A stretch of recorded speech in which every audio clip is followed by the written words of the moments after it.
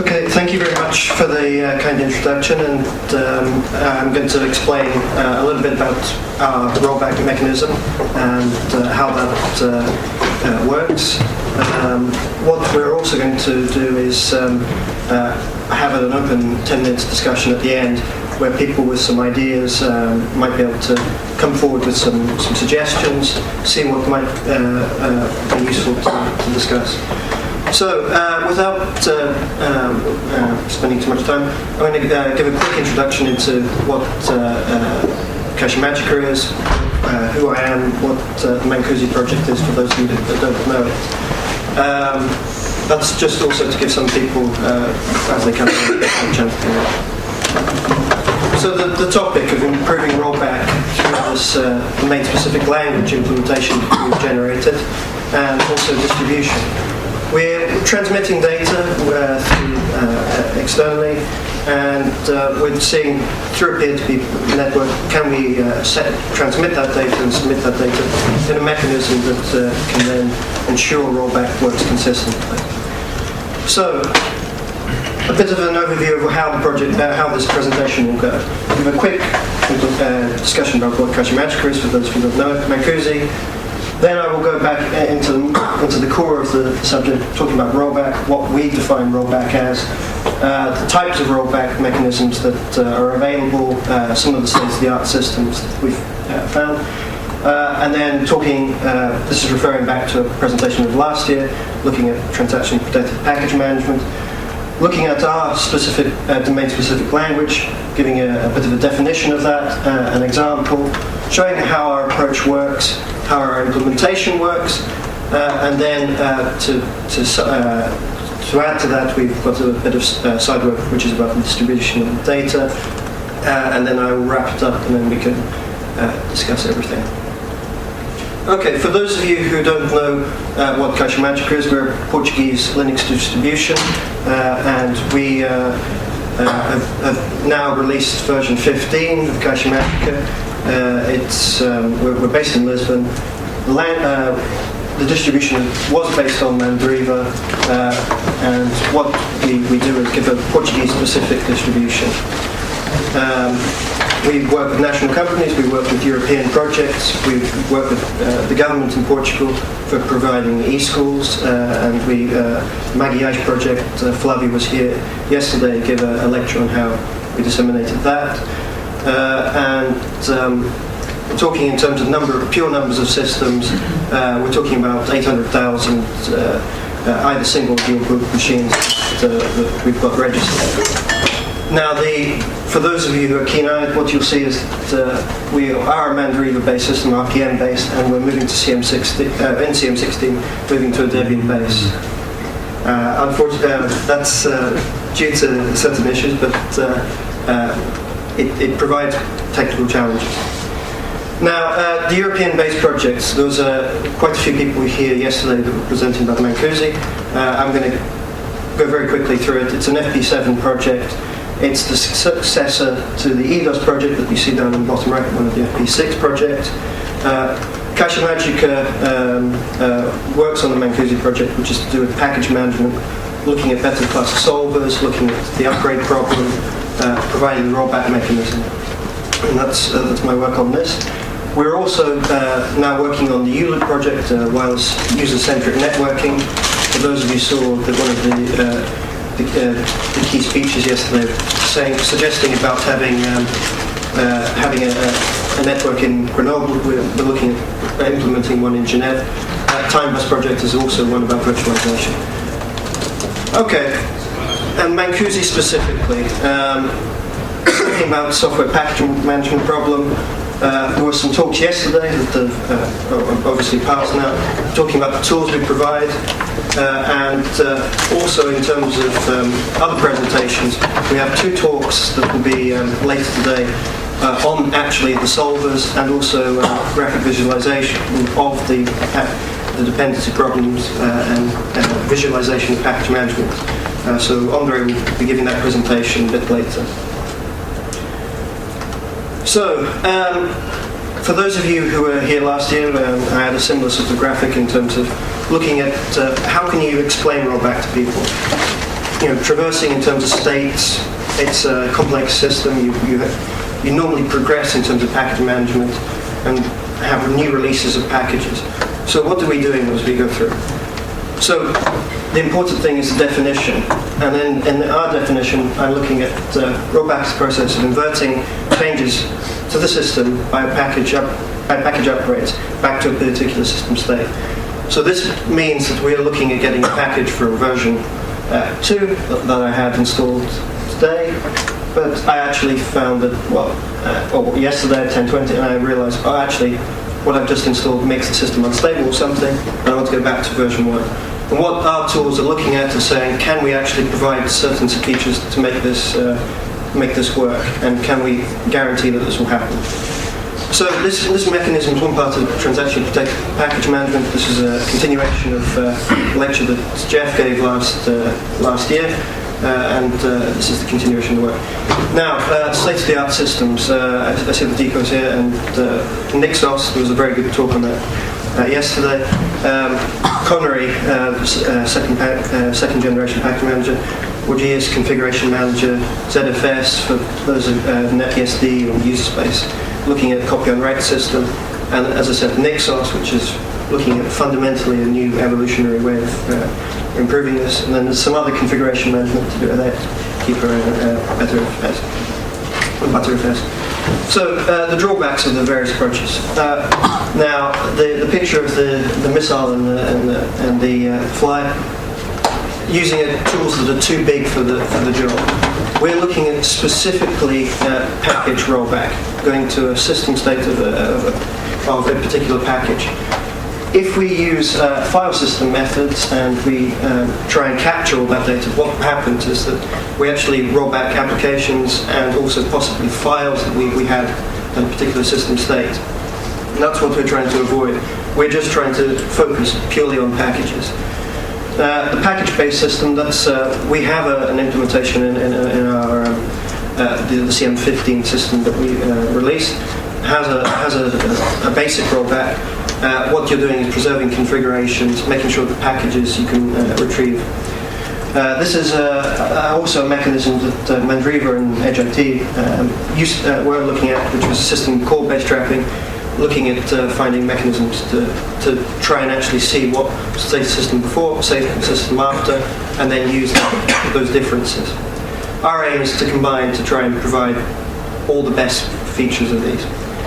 Difficulties of rollback. The problem with rollback when you come to some of these lectures is people tend to think, okay, I've released a package, it's working, but there's one bug. I fix that bug. So when you go on the progress time graph, you normally think that this next package is the best and greatest. Sometimes, however, there might be something that only works with a particular version, either due to dependencies or something. However, it's very counterintuitive. So I visualize this with the toy Slinky, the thing that goes downstairs. It's very difficult for people to think of it going back up. So when you're thinking of progress, it's normally forwards. So is downgrades counterintuitive? Rollback is normally seen as going back to previous package versions. Also, it's also seen as only something for fixing errors, something that actually this is because I want to fix a particular bug. But it might also be because someone is relying on a particular license set, some GPL features. Someone has to go back. And for our virtualization project Time Bus, this is an important case. There are some cases, however, where rollback will be impossible.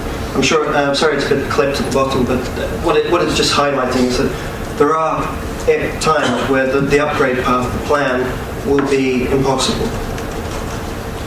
So this is all part of a bigger picture. This is part of transaction protected package management.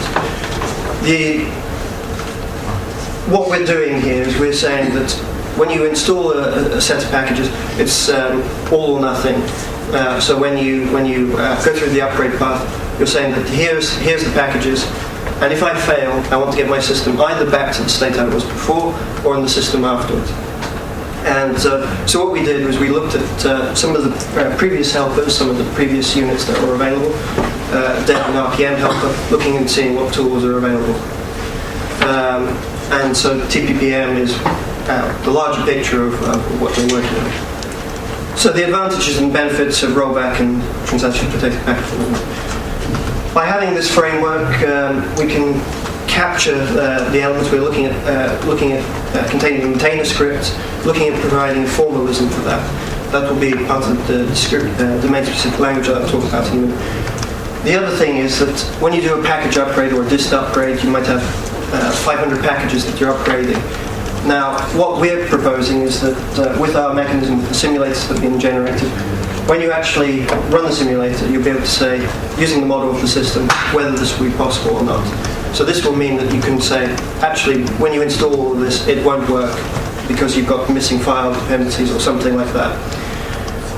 In terms of the rollback, we're driving the driving mechanism.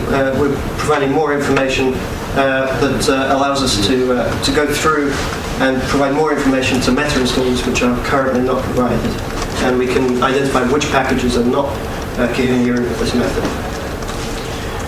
So the domain-specific language. This is coming up to the actual crux of what we've done. Nixos yesterday was talking about a Turing-specific, Turing-complete language. We've generated this domain-specific language not to be Turing-complete. We're looking at identifying a particular set of maintainer scripts, looking at just identifying the maintainer scripts. How can we capture those states? How can we put them, make sure that they're consistent? Now, this is an evolutionary language. We're looking at as we find maintainer scripts that don't adhere to what we have in the domain-specific language, add to them. And a lot of help goes to our friends from the modeling framework community from the University of Keele. So, traditional installation, you have the run transaction when you do APT. There'll be lots of pre-solvers, then eventually you get to the run transaction. So what we're doing, what we're changing to the mechanism is having a model simulator. So we can say simulate 500 packages installed. Then we're doing, instead of having pre-install, post-install, post-remove, pre-remove, we're having this idea of DSL rollback pre and post. And we have an ordering mechanism that tries to make sure that these all happen in the right order. So here's a quick example. This is an example of CUPS. Printing framework, and looking at saying what do these templates look like? Okay, and so what's happening is that when you're going through, you will have to insert some tags. At the moment, this is a manual mechanism. We're generating automatic tools to actually detect templates that consist of the model. So we're putting these elements in. So there's a start and a stop. So when one of these maintainer scripts fails, once something that we're going through is not consistent, what we can say is that, okay, actually we got to a certain stage and it failed. So this is what's captured. You've got the same data that's going into a SQLite DB, and then we can then get the history of the packages, and that's already working. We can see which packages you installed at which date, what's going on, and what type of operation. So transactions, what happens if it fails? Based on the previous example, you see that there's 4 elements, matching start-stop pair. Here, what we can see is that you've got start-stop-start, nothing. So we failed inside one of the package installations. The maintainer script didn't work. So what we can say is, okay, looking at this, something failed in this, let's try and roll this back. And then the submission is about how far we go in that. Now, another part of this is that actually performing the rollback, we've identified these templates, these parts of the model. Then we actually find some elements when you're going back, you won't actually need them in the rollback because you'll be initializing a service which doesn't make sense in the rollback. So this is just a diagram to give you a bit more of an overview of the architecture. Now I'll explain a bit more. We're injecting DSL, so there'll be tools that enter those templates that you've seen, the DSL stop templates, into the spec file. These will then be generating packages that are DSL enabled. These can then be tested by the simulator, pass through to apt RPM, all the installation is logged as we're going through the installation, and then we can later provide rollback and go between the various system states. The DSL is part of apps, or how is it yes, in terms of the DSL, how integrated it is, if the package maintainer script isn't enabled, what we're looking at is putting macros, so that if your maintainer script's not in there, what will happen is that it won't fail the maintainer script, only if you have the support through the macro expansions. Yeah. But is it another part of something implemented in, or it is linked into RPM, or? Oh no, it's a higher abstraction level, so it's not something at the level of RPM.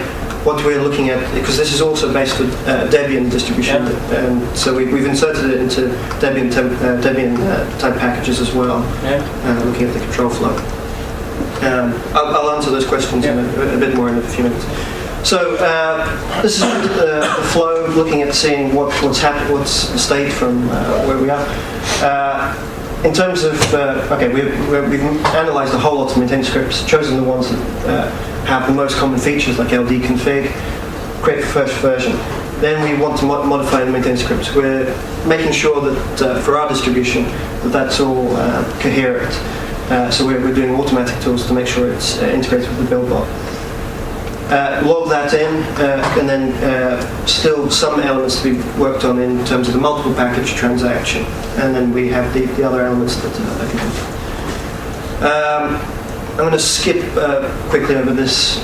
It's saying that, okay, if you had the state time, if you had your packages and then you install, where is everything going? And if you wanted to roll back, at a later time you're unhappy, you want to perform a rollback.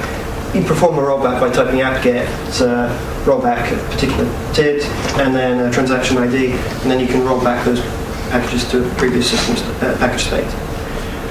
So coming up to the end of the talk, so I just want to talk about the last elements of this, which is that in terms of transaction protected package management, what's important is that if you have a system configuration state, the best you can do with rollback is if you have consistent data in the databases, you have how your system state modified, and you apply those system state modifications onto the original system state, you'll hopefully be able to get back to the final system state, what you had saved. So part of this is actually looking at distributing this rollback information. And how are we doing this? This is a bit of side work we're doing with University Catholic Leuven, looking at actually the logs we have of all the transaction IDs, making sure that those are captured. So you'd have an initial system state where you have how many package, that information can be captured. Then looking at saying, well, actually, in terms of the modifications, this is what I did to the modification, did to my system, and sending that information out. But making sure that user data is kept secure, and that's specifically important for configuration data, which is if you store your settings of SQL or of a server, it's going to be different to how I've set it up, and how do you make sure that's all unique. The other part of this is actually storing the RPMs in a distributed manner. It's been tackled before, but we're looking at saying, well, if we're going to do a rollback mechanism, we're also going to have to rely on previous package versions a lot more than before, because we'll be looking at saying package version from 2 years ago suddenly becomes relevant again, which before these tools possibly wasn't so relevant. Okay, so the to-do list, the final elements. We have single package rollback working with DSL. That's working. So we have the supporting framework tools that generate into there. Now the elements that are still being worked on are making sure that the integration with the simulator and failure detector, the errors that come back from this are working in a manner that we can pull the Java data and make sure that the classes are pulled through. And then automatic generation of the tool suite. What we'll have is we have some provisionary tools for automatically generating these packages. Then there's a prototype web interface where we can actually modify how these maintainer scripts are, how these tags are going. Okay, and that's the time up. So conclusion. That's mine. Okay. So just quickly, and making sure that we release it and get the testing, lots of documentation, because we want this project to continue, not only for our distribution, but for others. We want people to take it on and integrate it into their build systems. Conclusion, the need for rollback packages is growing. Yesterday Ralph was talking, another member of the Mancoosi Project was talking about the dating system having 30,000 packages. Now, if you have more and more packages, you're having more and more problems of dependency into packages, into library versions. The problem is growing. So it's something that's not trivial. There are complex upgrade paths that we have to consider. Some of that's handled by the solvers, some of it's handled by our tools. And by having the model generation of this, we're looking to improve this. Okay, so that summarizes my talk, and hopefully we can now have a discussion. Yeah. And the DSL branch part is it like a separate language, or how is it really integrated into the package? Okay, this is about the definition of the DSL and how it's defined and how we generate it. I went quite quickly over that part. We worked with University of Aquila in terms of generating this language, where we took the maintain scripts that were on Debian and IBM. What we were doing is pulling that data to find a hierarchy of the most used elements within package maintaining scripts. From that's where we started the formal analysis of the domain-specific language. So those elements are represented in the model of the system, of the package update. So we have a very basic system view model where we can say, well, this is actually the file system that's stored. This is how we will be affecting the system. And we have a model in terms of dependency data and how that works. There is a definition up on the Mancoosi webpage. That's up there, and you can download the definition and start writing semantics for it. Yeah. So if you for RPM, if you want to adopt use this, Yes, so if you wanted to start contributing, what we have are a few of the tools such as simulated failure detectors that they're up on Google Code, but they haven't quite finished the failure detector mechanism, so that's why they're not actively promoting that part of the language. In terms of the tools generation and making sure that we have everything coherent and consistent, what we're doing is making sure that we provide the auto-generation tools. That's what we provide in the next couple of months, so that everyone can then look and see how we're generating it. And then from there, also we will have the web interface where you can look at saying, if I'm a maintainer, I want to modify those scripts such that it modifies how that's done. Okay. Further question? Hello. Is this something bound to Linux only? No, technically the idea of rollback for the domain-specific language is not. Our work is based on Linux, but the fundamental ideas are based on any package-based system. So if you had BSD or something where it's a package maintainer, that could be still transferred across. However, the tools we're generating are for Linux.